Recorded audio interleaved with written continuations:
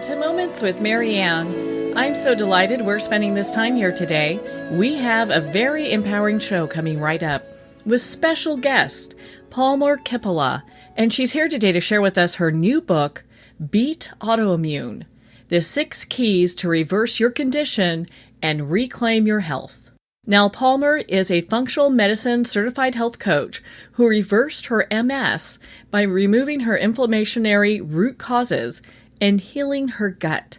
She has created a framework for healing and preventing autoimmune conditions called FIGHTS, which represent the root cause categories we control: food, infection, gut health, hormone balance, toxins, and stress. So let's welcome to the show, Palmer Kippola.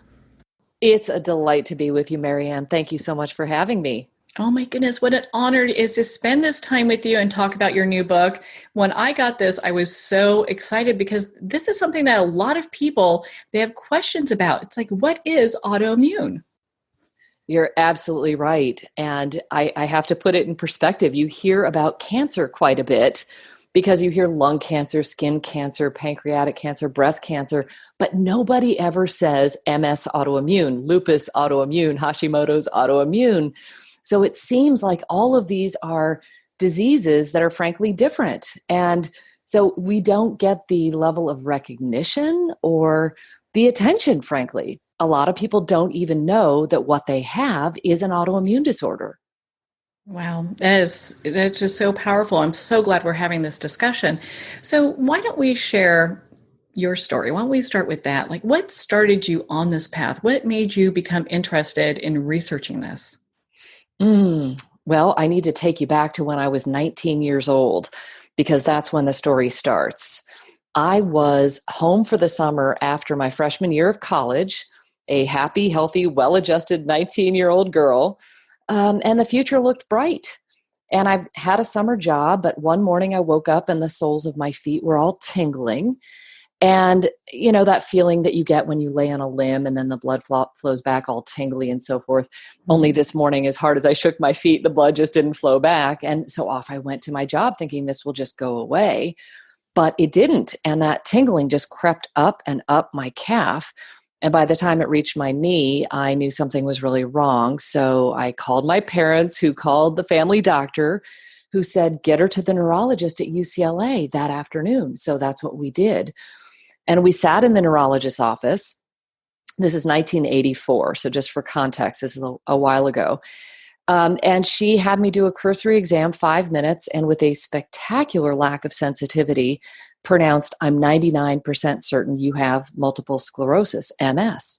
Wow. And if I'm right, there's nothing you can do except take medication and prepare for your life in a wheelchair. And I'm sad to report that many times people hear a similar diagnosis even today, but at the time we had never heard of MS.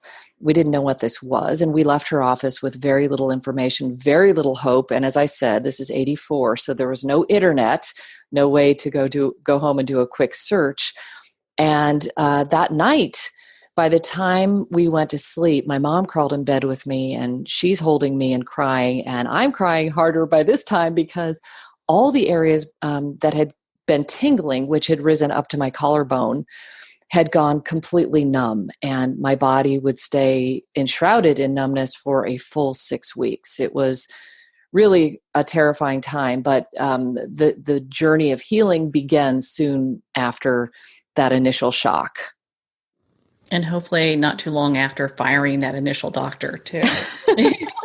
Well, I don't know if I'm, we tend to believe our doctors and what they tell us. And I was going to say I'm dumb enough to have believed 6 of them over the next 26 years. And that's what I did. So I had a 2.5 decade course of relapsing, remitting MS, believing mostly what the doctors told me, that there was nothing I could do. But I have to add that my dad, who had been a fighter pilot, was extremely encouraging. And he used to motivate me and say, honey, you can beat this thing. I know you can.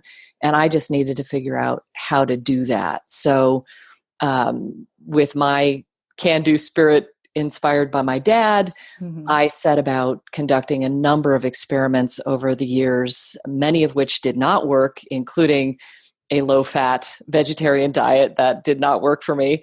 Taking medication for 4 years, that did not work for me. Stress reduction was a huge, huge help and continues to be.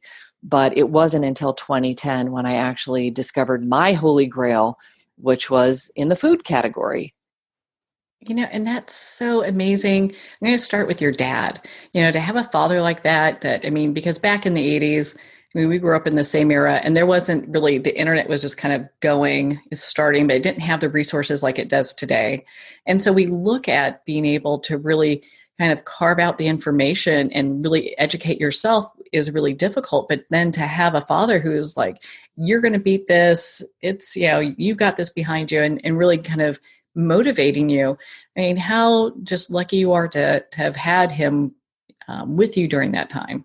Oh my goodness, both of my parents, they were absolute rocks. My mom was the one who would be very quick to empathize, and we started planning how I could have my future in a wheelchair, which was what was expected at home in Southern California. And so I was getting mixed messages from the medical community, one thing, and from my dad, very much igniting the can-do spirit. And that was kind of the path that I've carved, is what can I take that's the best of Western medicine, plus what can we do from a lifestyle perspective? And was really, really a tough up and down journey, but ultimately very successful. Well, you've been there and done it when it comes to autoimmune. And so you talk about starting with food. Why do we start there? Well, this is a great question. It turns out in all of the research that I've done and interviewed dozens of functional and integrative and naturopathic doctors who treat and work with people with autoimmune conditions, they say, and my experience is, the number one place to start is with food, because you can heal 60 to 80% of the way just by addressing the inflammatory foods, or the foods that are causing your own gut to have a reaction. And sometimes it can be up to 100%. So it's the highest leverage category of all of the categories that I've studied. And that's why it's a really good place to start. Mm. Well, and so when you made the changes in your diet, were there certain things that you immediately eliminated? Was it trial and error? What was it like for you? Yeah, well, I was fortunate in 2010, after this up and down, relapsing, remitting MS, and symptoms ranging from debilitating to just mildly annoying and back. I also had a little bit of tummy trouble after eating. So I'm just giving this as a little bit of context. But I thought everybody did. This wasn't like run to the restroom kind of tummy trouble. It was just a little gurgling after eating, and I just thought it was normal.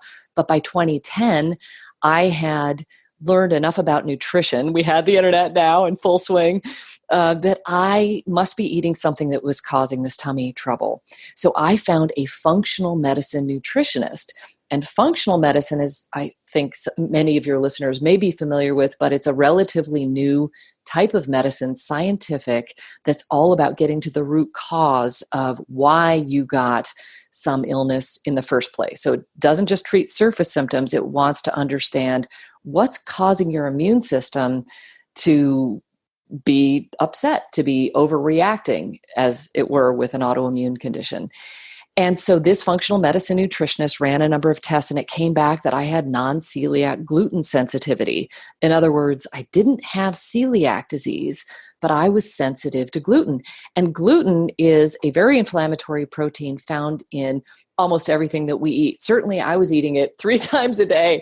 I would wake up in the morning and have a very large bowl of Cheerios with my non-fat milk and heap loads of sugar. And then I would have a peanut butter and jelly sandwich on whole wheat bread for lunch, so more gluten. And for dinner, it might be pasta and occasionally a beer or pizza, whatever one has. And so my body was getting this steady stream of this inflammatory protein, this molecule that creates a leaky gut in anyone who eats it. We now have that science. So this nutritionist back in 2010 educated me on what gluten was doing to my body, creating this it's called intestinal hyperpermeability. Most people know it as a leaky gut, and inflaming my system and causing the perpetuation of this autoimmune attack, this MS. So she led me through this gut healing protocol where I took out gluten and dairy and soy and corn and caffeine for a while, and things that may cause an inflammatory response in people, the known autoimmune triggers. Even eggs can be known to have a triggering effect. So for 1 month, I eliminated all of those foods. And within 1 week, I stopped having any tummy troubles after eating, which was notable. Like, hey, I don't feel anything. And within 1 month, Marianne, I stopped having any and all MS symptoms ever again, full stop. Wow. That is just remarkable that something that is in our foods could have such a dramatic impact like that. Well, it's shocking, actually. And I am really clear when I say to people, because they hear this story and they may think that taking the gluten out and you can reverse debilitating course of lupus and MS and celiac disease, and that sometimes isn't enough. So keep in mind that I had been working on stress reduction actively for 26 years. So going from that always on hyper aroused stress response state to the relaxation mode. So I had been doing that. And I also had other things like chronic infections and whatnot. But have you heard of the concept called the total body burden or the toxin bucket? Is that a familiar term? It is not, but I'd love for you to expand on that for our listeners. Yeah, well, you can just visualize that in our bodies, we hold this bucket, and metaphorically speaking, and we have elimination organs that are beautifully designed, and they are designed to clear any toxins that we might bring into our body through food that we eat, maybe toxic metals or environmental chemicals that come our way. And so you can imagine in the bottom of this bucket, there are holes, and one hole might represent your skin, and another is your colon, another is your urine. And that's how we clear these toxins. And in a perfect world, we do a great job. Things come in and we let them go. But in this world that we're living in today, this modern life that we have, where it's just the perfect storm of boatloads of environmental chemicals. I think we've lost count. They used to say 80,000 chemicals in commerce in the United States, more than 1 million in the environment worldwide. We have evidence now of newborns being born and their cord blood shows things like flame retardant and garbage. And this just shouldn't be happening, right? We have girls that are going through puberty so much younger, in part because of what we're spraying on the golf courses that are running into the drinking water supply, that are what are called endocrine disruptors, estrogen mimicking.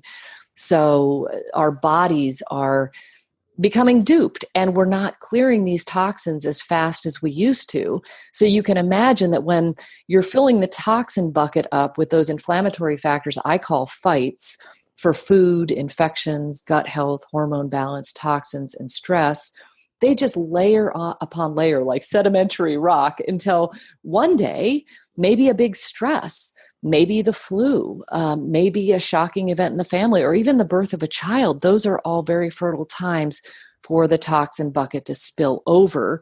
And you can think of this as metaphorically again, the advent of the leaky gut has your body just can't handle it anymore. And you begin to feel the expression of autoimmune issues, whether that is profound fatigue, aches and pains, numbness and tingling, and whatever your genetic weak link is. Mine happens to be MS. For somebody else, it could be lupus. It might be rheumatoid arthritis. That's what might start to get expressed. You know, it's interesting you talk about these symptoms, and I'm sure our listeners are going, you know, I wake up with that. I can feel that in the morning. I have aches and pains. I feel tired.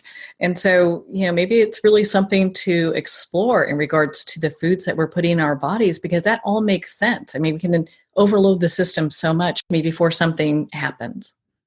Absolutely. And it's one of the highest leverage points that we have. So one of the easiest things that people can do, because I like getting to the simplified strategies of what can you do if you're not dealing with a debilitating disorder, sometimes people aren't motivated to do the things to, take the healthy path.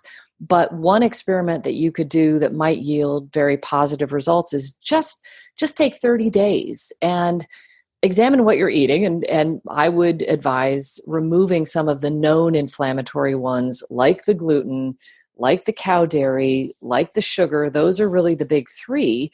And if you want to go beyond that, I dig into all of those elements in my book, which I call a 30-day food vacation, because I think it's much more empowering to make it sound like you're taking a vacation from some of your usual foods. And you're going to experiment, with maybe some vegetable oils that are not toxic, like canola oil and other oils that are man-made or chemically modified in some way, just giving your body a break. Mm-hmm. And when you give your body a break from eating these things often grown with pesticides or genetically modified in some way, you'll find some freedom from these pesky symptoms.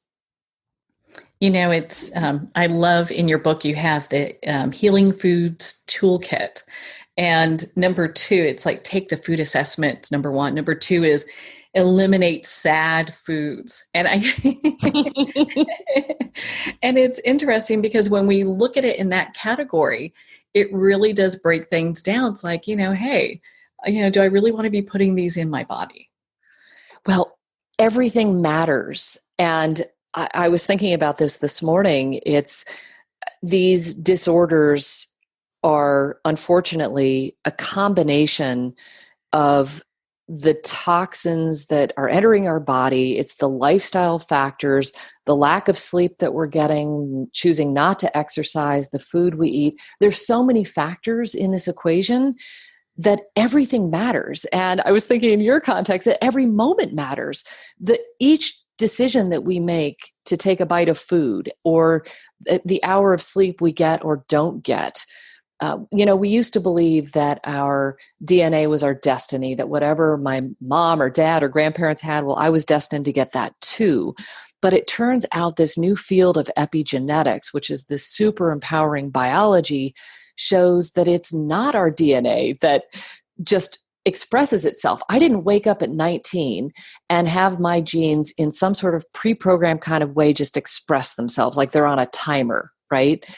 It wasn't that at all. It's that my toxin bucket was filling up slowly but surely with a load of chronic stress that I had growing up. My dad, being the fighter pilot, also had, a darker side that he used to yell a lot and call my mom names. And I became hypervigilant. So I had a lot of that. I was adopted as a baby, a lot, issues with abandonment and those things that slowly fills up the bucket, right? And then you have a sugar addiction. So you get a mouthful of mercury, and mercury is toxic. And there's a practitioner in the UK who said that he saw 4,000 patients with MS, and out of 4,000 patients he saw, only 5 didn't suffer from some level of mercury poisoning. So each of these elements is really consequential. It's not any one thing. If I hadn't been vigilant about reducing my stress, would removing the gluten have made the big deal that it did for me? So it really matters that we have all of this control thanks to epigenetics, and we can determine whether or not those genes get expressed or not. So it turns out, I didn't know this until recently, that our genes represent only about 10% of our health outcomes, but how we live, those fights categories, the food, the infections, the gut health, the hormone balance, the toxins, and the stress, those are 90% of the equation. So that really puts the ball in our court, if it were, right? I mean, we've got way more control than we ever imagined possible, which is scary and very empowering at the same time. Well, I think you had a lot of people just kind of stop in their tracks when you hear about the correlation between sugar and mercury. I mean, we're looking at that going, I don't think a lot of people, I don't think it's that as widely known as it should be. We'll put it that way, because if there was that connection, people are making that, they probably go, I'm going to eat a lot less sugar. Forget this.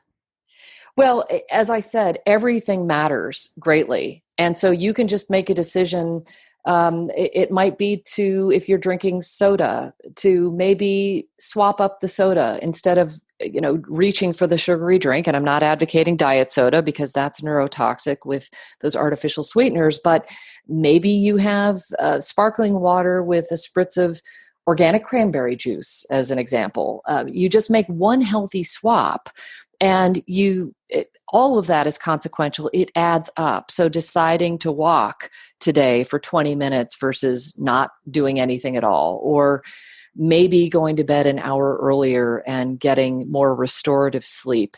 Again, it all adds up. It's not any one thing in isolation. It really is what I call a combo platter. Well, you touched on something a little bit ago I'd like for you to expand on. You talk about epigenetics. What is that, and how does that impact this? Oh, man, such super empowering science. If you are not familiar with the book, The Biology of Belief by Dr. Bruce Lipton, that would be a good thing for your listeners to explore. So epigenetics literally means above or on top of the gene. And for years, as I said, people thought your DNA was your destiny. Well, it turns out Bruce Lipton is a biologist who used to teach at the University of Wisconsin, and for years he taught the central dogma that whatever your parents had and grandparents had, etc., that would befall you too, which is really a victim kind of mentality. But luckily, he was also a researcher, so he did a lot of his own research, and he was studying his results. And one of the studies he did, I think, illustrates this beautifully. He took 3 different petri dishes, and in each petri dish, he put the same genetically identical stem cells. So into one petri dish went 30,000 of one stem cell, and the same stem cell in the second dish, and the same in the third. And the only variable in this experiment was the culture medium. So he put a different culture medium into each one. Now, if you are a person who believes that your DNA is your destiny, you would think that you'd go back to these petri dishes and see the exact same cells growing in each one, right? Because your genetic switch goes off and you express the Alzheimer's or the MS or whatever befalls you. And that's not what happened. When Bruce went back to his laboratory, he saw that in one dish, bone cells were growing, and in another dish, fat cells were growing, and the third, muscle cells were growing. So this just blew his mind wide open, and he realized it's not the DNA that's just pre-programmed expressing itself. It's the culture medium. In other words, it's the environment that the cells are bathing in that matters most. So putting that into the context of our bodies, every cell in our body has a cell membrane, and it's constantly picking up signals from the environment, harm or heal, inflame or restore. So those decisions that you make to eat that, standard American diet, that hamburger from McDonald's, I'll pick on McDonald's for a moment. I could pick on a lot of them, but it's meat that's not grown very thoughtfully. And there's a lot of corn syrup in the bun and so forth. So you're giving instructions to your cells to turn on the inflammatory genes with that one decision. On the other hand, if you choose a 100% grass-fed burger that's been cooked over maybe medium-high heat and not charcoal crisp, and you decide to have a organic lettuce leaf as your bun, well, that's going to turn on your nourishing genes and switch off the inflammatory ones. So that's what I mean by the moment-by-moment decisions. You've got the control to turn your genes on and off. That's what epigenetics does. It switches on and off your genes based on how you live your life, which is just incredibly empowering. Well, we've had Dr. Bruce Lipton on the show. He's amazing. I'm not surprised that you're using his work in your book and resourcing that, because he's come across so many very interesting things that have to do with the human body and really putting things into perspective. In your book, Beat Autoimmune, you talk about minimizing toxins. How is it possible to do that? That's a great question, given the assault that we're under. So I mentioned that we have this unlimited supply of chemicals in our environments, and it seems that we are at the victim of whatever's in our air and water supply, but actually we have way more control there too.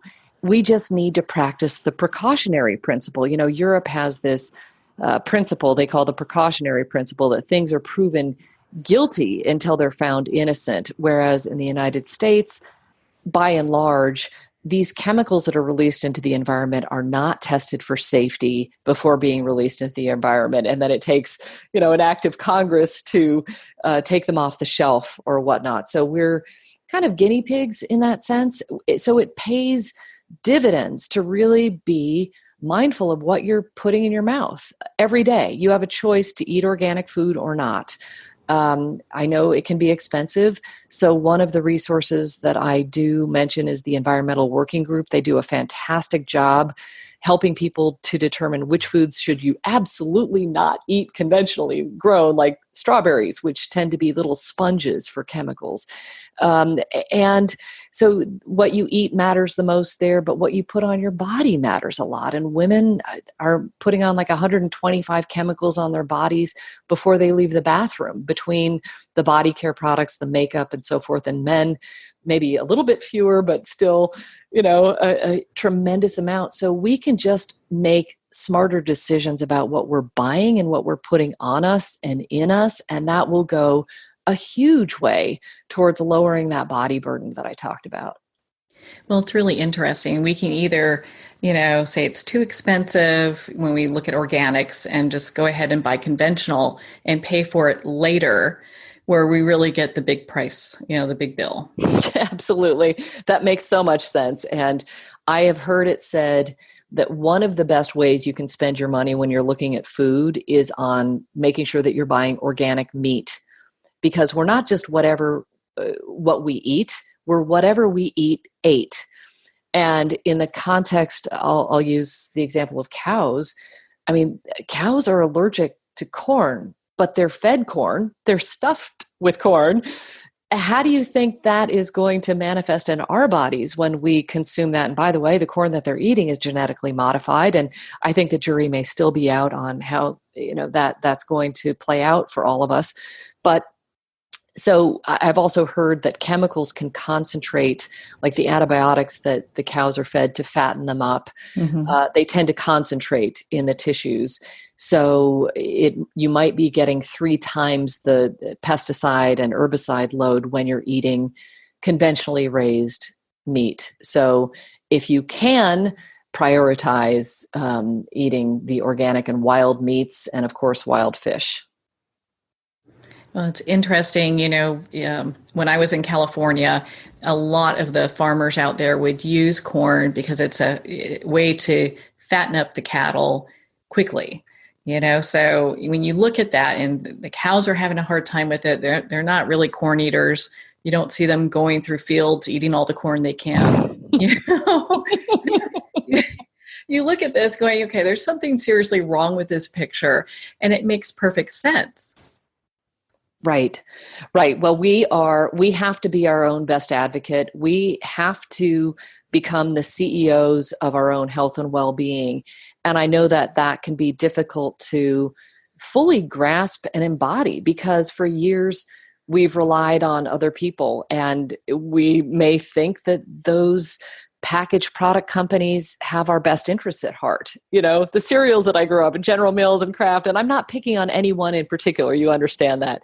I'm just saying that we need to be much more mindful, much more discerning about what we're putting in and on our bodies, because at the end of the day, nobody else is going to pay the bill, right? So I think it's a combination of becoming informed, educating ourselves, first of all, that you can reverse these autoimmune disorders. I call them conditions because they're conditional on how you live your life.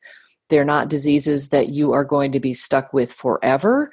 So it really pays to follow stories of people that have reversed these conditions, educate yourself, and know that you're empowered to do this too. It's just a matter of deciding that you're going to put your health and well-being above everything else. Well, that's the really empowering thing about your book and your messaging, is that there is a light at the end of the tunnel. Things can be reversed. You can make changes that impact your health in a positive way. Absolutely. And it's really one meal at a time, one day at a time. You don't have to jump in and do all of this at once because it does sound like it can be overwhelming. But in writing this book, I wanted to be the health coach, which is what I am now. I got certified as a functional medicine health coach. I wanted to kind of take people by the hand on this journey, kind of like the book that I would have wanted when I was 19, to say, here's what you can do one step at a time. Let's start with food, and then let's examine our guts. And boy, if we're not, much better by doing those two things, well, then let's go to the next step, which might be maybe there's an infection in there. Lyme disease could be a whole other topic. But there are lots of infections like Epstein-Barr virus at the root of things. And what kind of toxins are you surrounding yourself with? And what is your load of stress? Not just present day, but childhood emotional trauma has been proven to correlate with the advent of autoimmune issues decades later. So this just puts the power back in our hands to know that this is something that you can take on. You can do it. Like my dad said, you can beat this thing. It's true. Hope is real. Healing is possible. I'm proof. And there are thousands of people who have reversed these seemingly incurable conditions. So that's the path that I'm on. Well, there's a lot of hope out there, and people should pick up your copy of Beat Autoimmune. Even if you're not sure if it's something you have, this is a great book and great resource to pick up. Palmer, where can people connect with you and be part of your community? Well, that is a great question. So for your audience, since we started with food, the best place to start is to examine the foods that you're eating. I've created a gift called Your Optimal Food Guide. If they go to palmerkippola.com, so Palmer and then Kippola is spelled KIPPOLA.com/gift, they can download this optimal food guide that kind of takes them by the hand to examine the foods that they're eating and identify the optimal ones. They can look at my website at palmerkippola.com for information, inspiration, and motivation. And I lead a private Facebook group called Transcend Autoimmune that people are welcome to check out. It is filled with community and interactivity and information and inspiration. So that would be where I would recommend people go. Well, Palmer, thank you so much for taking the time to be on the show with us here today. It's been an absolute pleasure. Thank you so much for inviting me. Well, thank you, Palmer. It has been such an honor to spend this time with you, and of course, to hear about your new book, Beat Autoimmune, The 6 Keys to Reverse Your Condition and Reclaim Your Health. Well, we're at the end of our time today. I would like to thank everyone for tuning in. You're listening to Moments with Marianne. And remember, make every moment count.